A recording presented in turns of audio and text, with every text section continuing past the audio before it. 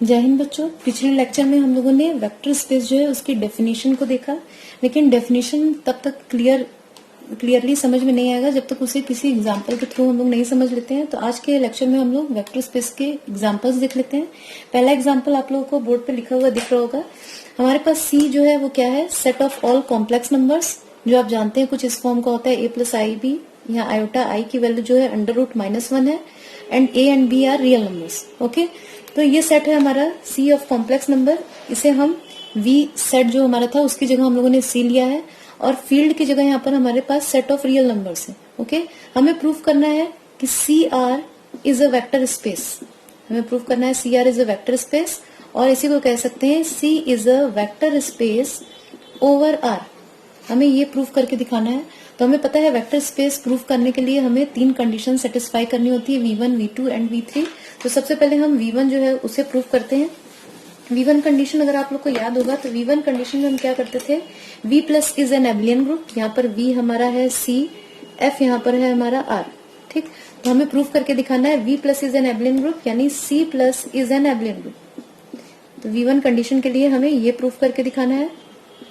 ये आप लोगों ने फर्स्ट ईयर में ऑलरेडी प्रूफ किया हुआ है कि सेट ऑफ कॉम्प्लेक्स नंबर्स जो है वो एडिशन ऑपरेशन के संग एक एबलियन ग्रुप बनाता है। तो इसे जल्दी जल्दी समझ लेते हैं।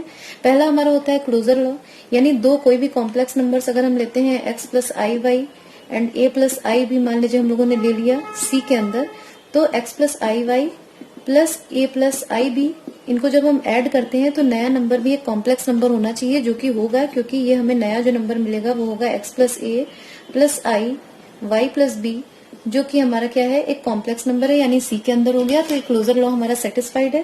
सेकंड एसोसिएटिव लॉ, यानी 3 अगर कोई कॉम्प्लेक्स नंबर्स हम लेते हैं x1 plus i y 1, x2 plus i y 2 and x3 plus i y 3। ठीक, ये 3 कॉम्प्लेक्स नंबर है। तो चाहे हम इसे इस तरह से ऐड करें x1 plus i y 1 plus इस तरह से ग्रुपिंग ऐड करें x2 plus i y 2 plus x3 plus i y 3, चाहे इस तरह से ग्रुपिंग करके ऐड करें हम इसको, चाहे हम इस तरह से ऐड करें x1 प्लस आई वाई 1 और x2 प्लस आई वाई 2 को एक साथ ले लिया and x3 plus i y 3 को बाहर रखा। ठीक, तो हम चाहे इस तरह से एडिशन करें चाहे इस तरह से एडिशन करें, दोनों तरह से हमें सेम रिजल्ट मिलना चाहिए। ये बहुत सिंपली आप इस चीज को प्रूफ करके दिखा सकते हैं। आपने फर्स्ट ईयर में इस चीज को प्रूफ करके देखा भी होगा। तो आप एग्जाम में चाहे तो सिंपली यहाँ पर इस चीज को लिख सकते हैं, लेकिन अगर आप 1-2 लाइन प्रूफ करके दिखाना ही चाहते हैं तो ये एलएचएस वाले पार्ट से हम स्टार्ट करते हैं। अगर एलएचएस हम लेते हैं तो पहले ब्रैकेट के अंदर की चीज सॉल्व होगी हमारी, तो इसको हम कुछ लिख सकते हैं x1 प्लस आई वाई 1, ये हमारा ब्रैकेट के बाहर है, और ये 2 टर्म्स जब ऐड होंगे तो हमें मिलेगा x2 प्लस ये और ये एक साथ हो गया, जो रियल पार्ट है वो एक साथ ऐड हो जाते हैं और जो इमेजिनरी पार्ट है हमारे वो एक साथ ऐड हो जाते हैं। तो यहाँ से y2 और y3 एक साथ हो गए। ठीक, अब फिर एडिशन की प्रॉपर्टी से ये रियल पार्ट और ये रियल पार्ट एक साथ हो जाएंगे, यानी x1 plus x2 plus x3 ये एक साथ हो गया हमारा, और इमेजिनरी पार्ट्स i वाले टर्म जो है वो एक साथ हो जाएंगे, तो i y1 plus y2 plus y3। अब क्योंकि ये x1 x2 x3 y1 y2 y3 सारे रियल नंबर्स हैं, तो एसोसिएटिव लॉ के थ्रू हम क्या कर सकते हैं, x1 और x2 को एक साथ कर सकते हैं, x3 को बाहर कर सकते हैं। इसी तरह यहाँ पर भी हम y1 y2 को एक साथ कर सकते हैं और y3 को इस तरह से अलग कर सकते हैं, और फिर ये हम क्या कर सकते हैं, इस प्लस पे से ब्रेक करेंगे तो ये हमारा x1 जो ये हमारा आरएचएस वाला पार्ट है वो हमें मिल जाएगा। ओके, आप इस चीज को सिंपली प्रूफ करके देख सकते हैं। तो हमारा जो एसोसिएटिव लॉ है वो भी इस केस में सेटिस्फाइड है। थर्ड होता है हमारा एग्जिस्टेंस ऑफ आइडेंटिटी। ठीक, तो हमारे पास 0 प्लस आई डॉट 0 ये एक कॉम्प्लेक्स नंबर है हमारा। ठीक, 0 के इक्वल है और इसे इस तरह से लिख सकते थे, कॉम्प्लेक्स नंबर है, और इसे हम किसी भी एलिमेंट के संग लगाते हैं c के, a प्लस आई भी अगर हम लोगों ने c में लिया तो ये मान लिया हमारा कोई कॉम्प्लेक्स नंबर है z। ठीक, या इसको मान लीजिए x हम ले लेते हैं। ठीक, तो x प्लस 0 जब हम करेंगे तो हमें क्या मिलेगा, x प्लस 0 का मतलब a plus i b plus 0 plus i dot 0, और ये हमें वापस जाके क्या मिलेगा, x ही मिलेगा, यानी ये 0 नंबर जो है वो क्या है, हमारा आइडेंटिटी एलिमेंट इन C है। थर्ड आइडेंटिटी कंडीशन जो है वो भी हमारी हो गई। फोर्थ है हमारा एग्जिस्टेंस ऑफ इनवर्स, यानी कोई भी अगर हम एलिमेंट x लेते हैं a प्लस आई बी, कोई भी कॉम्प्लेक्स नंबर लेते हैं a प्लस आई बी, तो माइनस एक्स क्या होगा, माइनस एक्स हमारा होगा माइनस ए प्लस आई माइनस बी, ये भी सी के अंदर कंफर्म हमको मिलेगा। और यही जो माइनस एक्स है वो एडिटिव इनवर्स हो जाएगा एक्स का, क्योंकि एक्स प्लस माइनस एक्स जब हम करेंगे तो हमें क्या मिलेगा, 0 प्लस आई डॉट 0 यानी 0। तो एक्स का एडिटिव इनवर्स भी जो है वो सी के अंदर अवेलेबल है। तो फोर्थ कंडीशन भी सेटिस्फाइड। फिफ्थ कंडीशन में हम कॉम्यूटेटिव लॉ दिखाते हैं, यानी x equal a1 plus I b1 and y equal a2 plus I b2। कोई दो एलिमेंट है हमारे सी के अंदर, तो चाहे हम x प्लस वाई करें चाहे y प्लस एक्स करें, दोनों तरह से हमें सेम वैल्यू मिलेगी। तो यानी ये जो हमारा V1 कंडीशन है एबलियन प्रूफ करने का कि C plus is an abelian group, वो पूरी तरह से यहाँ पर कंप्लीट हो जा रहा है। उसके बाद V2 कंडीशन जो है उसको भी देख लेते हैं। V2 कंडीशन में हमें दिखाना है C जो है वो डॉट के संग सेमी ग्रुप विथ आइडेंटिटी बनाता है। यहाँ पर डॉट ऑपरेशन याद रखना है, एक्सटर्नल ऑपरेशन है, ठीक है। तो जो कंडीशंस हम लोग तीनों प्रूव करेंगे तो वो भी एक्सटर्नल ऑपरेशन के हिसाब से ही करेंगे। C dot is a semi group with identity, ठीक। ये V2 कंडीशन है हमारी। तो इसमें पहला क्लोजर लॉ है।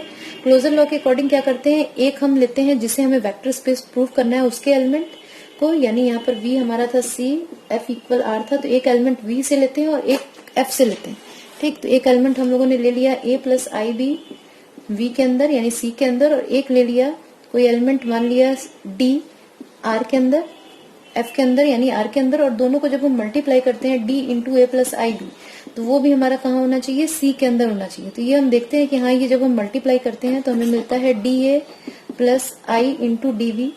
तो ये भी एक कॉम्प्लेक्स नंबर है, C के अंदर हो गया, यानी क्लोजर लॉ को जो है ये dot operation external operation satisfy करता है। सेकंड एसोसिएटिव लॉ के लिए याद होगा कि दो स्केलर्स लेते हैं फील्ड के एलिमेंट, यानी दो एलिमेंट हम लोगों ने R के लिए, एक एलिमेंट वेक्टर लेते हैं अल्फा जो कि C के अंदर का होगा, तो वो कुछ इस फॉर्म का होगा x प्लस आई वाई। और हम लोग को प्रूव करके दिखाना है कि चाहे हम ए बी अल्फा लिखे चाहे a इंटू बी अल्फा, इस तरह से ग्रुपिंग करें, दोनों तरह से सेम रिजल्ट मिलेगा। तो LHS से स्टार्ट करते हैं। LHS हमारे पास है a b into x plus i y, okay. तो ये ए बी जाकर पूरा x में मल्टीप्लाई होगा, तो हमें मिलेगा a b x plus i into a b y. अब ये हमारे i into a b y, अब ये हमारे ए बी एक्स वाई सारे क्या है, सारे ही रियल नंबर्स हैं, ओके। तो एसोसिएटिविटी जो है वो रियल नंबर्स के मल्टीप्लिकेशन में होल्ड करती है। तो हम चाहे तो इसे लिख सकते हैं ए इंटू बी एक्स प्लस ए इंटू आई इंटू ए इंटू बी वाई, ओके। ए अब हम पूरा बाहर कॉमन निकाल सकते हैं, तो बाहर निकालने पर b x plus i b y, ठीक। इसे लिख सकते हैं a of b of x plus i y, और ये हमारा हो गया ए बी अल्फा, ओके, यानी RHS। तो ये हमारा जो सेकंड कंडीशन है वो भी सेटिस्फाइड है। थर्ड जो V2 में आता है वो हमारा है कि डॉट के लिए हमें मल्टीप्लिकेटिव आइडेंटिटी, डॉट के लिए हमें आइडेंटिटी एलिमेंट मिलना चाहिए फील्ड के अंदर, ठीक। F के अंदर हमें एक एलिमेंट 1 मिलना चाहिए, तो 1 हम जानते हैं एक रियल नंबर है, यानी 1 R के अंदर अवेलेबल है। और इसको हम क्या करेंगे, किसी भी वेक्टर के संग लगाएंगे, यानी C के एलिमेंट के संग। कोई भी हम x प्लस आई वाई लेते हैं C के अंदर, तो जब 1 into x plus i Y हम करेंगे तो हमें क्या मिलेगा, हमें x plus i why he वापस मिलेगा, ठीक। तो 1 जो है वो आइडेंटिटी एलिमेंट भी हमें इसके अंदर मिल जा रहा है फील्ड के अंदर। तो V2 कंडीशन जो है उसके तीनों कंडीशंस हमारे सेटिस्फाइड है। अब नेक्स्ट हमारा जो लास्ट बचा है वो V3 है। V3 में आपको पता है दो कंडीशंस थी हमारी, एक बार लेफ्ट से मल्टीप्लिकेशन के डिस्ट्रीब्यूट होने के लिए और एक बार राइट से डिस्ट्रीब्यूट होने के लिए, ठीक। तो यहाँ पर हम लोगों ने V जो है वो C लिया था और फील्ड जो है F, उसको रियल नंबर्स का कलेक्शन लिया था। तो पहले कंडीशन में आपको याद होगा A plus A dot alpha plus beta equal A dot alpha plus A dot beta, ये हमें प्रूव करना होता है, ठीक। तो यहाँ पर अल्फा और बीटा हमारे V के एलिमेंट्स होते हैं। तो यहाँ पर अल्फा हम लोगों ने ले लिया x plus i Y, beta ले लिया ये x1 plus i y 1, beta ले लिया x2 प्लस आई वाई 2। ये दोनों एलिमेंट हम लोगों ने ले लिया C के अंदर, और A फील्ड का एलिमेंट होना चाहिए, यहाँ पर R है रियल नंबर्स का कलेक्शन, तो A हम लोगों ने ले लिया R। अब हम लोग को लेफ्ट हैंड साइड हम लोग स्टार्ट लेंगे, लेफ्ट हैंड साइड। तो ये हमारा हो जाएगा A into x1 plus i y 1 plus x2 plus i y 2, ठीक। हम लोगों ने लेफ्ट हैंड साइड में वैल्यूज पुट की। अब यहाँ पर हमारा ये एडिशन की प्रॉपर्टी से ये दोनों टर्म एक साथ होंगे, ये दोनों एक साथ होंगे, यानी x1 plus x2 plus i into Y 1 plus Y 2, ये हो गया हमारा, ठीक, अब ये a जो है वो जाकर यहाँ अलग मल्टीप्लाई होगा, इसमें अलग, तो ये हो गया हमारा ax1 plus x2 plus I a into y1 plus y2। ठीक, इसे लिख सकते हैं ax1 प्लस ax2 प्लस आई ay1 प्लस ay2। ठीक, ये दोनों टर्म हम एक साथ ला सकते हैं, इसको लिख सकते हैं ax1 प्लस आई ay1, और ये टर्म एक साथ हमारा आ जाएगा, तो ये हो जाएगा ax2 plus I ay2। a हमारा कॉमन है, a को फिर हम बाहर निकाल सकते हैं, तो ब्रैकेट के अंदर हमारा आया x1 प्लस आई y1, यहाँ से भी a हम लोगों ने कॉमन किया तो हो गया x2 प्लस आई y2, यानी फाइनली हमें मिल गया a alpha plus a beta, जो कि RHS था, तो LHS इक्वल RHS हमारा जो है वो प्रूव हो गया। ठीक, सेकंड जो इसका कंडीशन था उसमें हम क्या प्रूव करते थे, उसमें हम लिखते थे, सेकंड कंडीशन में हम स्केलर एडिशन को के ऊपर दिखाते थे वेक्टर मल्टीप्लिकेशन जो है वो राइट से डिस्ट्रीब्यूट होता है, यानी a plus b alpha equal a dot alpha plus b dot alpha, जहाँ अल्फा हमारा v का एलिमेंट होता था, यहाँ पर v हमारा c है, यानी alpha equal x plus i y जो है c के अंदर है, और a और b फील्ड के एलिमेंट है, यानी रियल नंबर्स हैं। LHS से स्टार्ट किया हम लोगों ने, a plus b into x plus i y. ठीक, इस तरह से लिख सकते हैं वैल्यूज पुट करके। ये a प्लस बी जो है वो जाकर यहाँ x में मल्टीप्लाई हुआ प्लस आई, फिर ये a प्लस बी यहाँ y में मल्टीप्लाई हुआ तो a plus b into Y.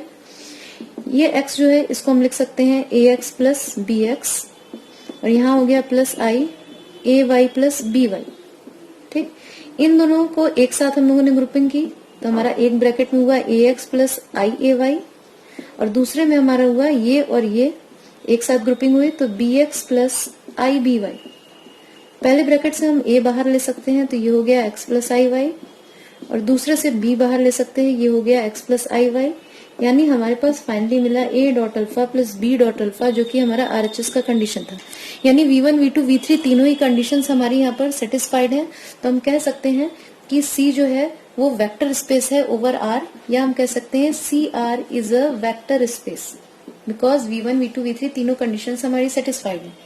अब एक क्वेश्चन होता है, क्या अगर हम इन दोनों का रोल चेंज कर दें तो क्या R C is a vector space? Is R C a vector space, या is R a vector space over C?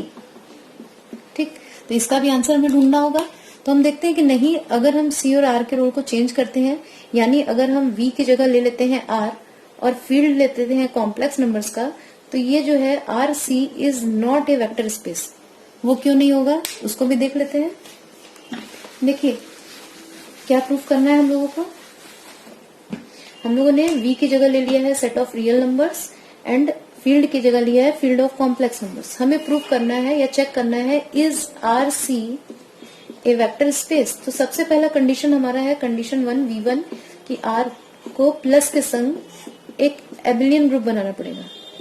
ठीक, दूसरा कंडीशन है हमारा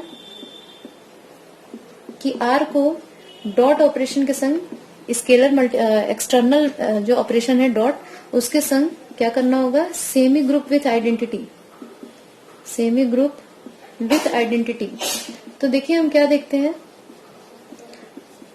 इसके अंदर हमें एक क्लोजर लॉ सेटिस्फाई करके दिखाना होगा। क्लोजर लॉ के लिए क्या करते हैं, हम एक एलिमेंट लेते हैं v का, तो हम लोगों ने मान लीजिए एक एलिमेंट ले लिया 2r के अंदर। एक एलिमेंट लेते हैं हम फील्ड का, वो हम लोगों ने ले लिया मान लीजिए 3 + 4i c के अंदर, और प्रोडक्ट करने पे दोनों को हमें जो नया एलिमेंट मिलना चाहिए वो हमें कहाँ मिलना चाहिए, v के अंदर ही मिलना चाहिए, यानी r के अंदर मिलना चाहिए। लेकिन आप यहाँ पर देख रहे हैं कि इसको अगर हम मल्टीप्लाई करते हैं तो जो नया एलिमेंट मिलता है वो हमारा कुछ होता है 6 + 8i, जो कि एक रियल नंबर नहीं है, कॉम्प्लेक्स नंबर है, इसके अंदर नहीं है। यानी क्लोजर लॉ जो है वो इस एक्सटर्नल ऑपरेशन के लिए सेटिस्फाई नहीं हो पा रहा है हमारा। तो ऐसे ही कई और कंडीशंस भी आप देखेंगे कि वेक्टर स्पेस की जो कंडीशंस है कई और कंडीशंस भी नहीं सेटिस्फाइड हमारी हो पाएंगी।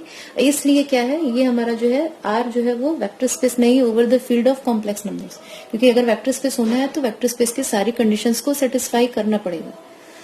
नेक्स्ट लेक्चर में कुछ और एग्जांपल्स देखेंगे वेक्टर स्पेसेस के। आज के लेक्चर में अगर कुछ प्रॉब्लम हो तो आप लोग कमेंट सेक्शन में लिखकर पूछ सकते हैं। Thank you.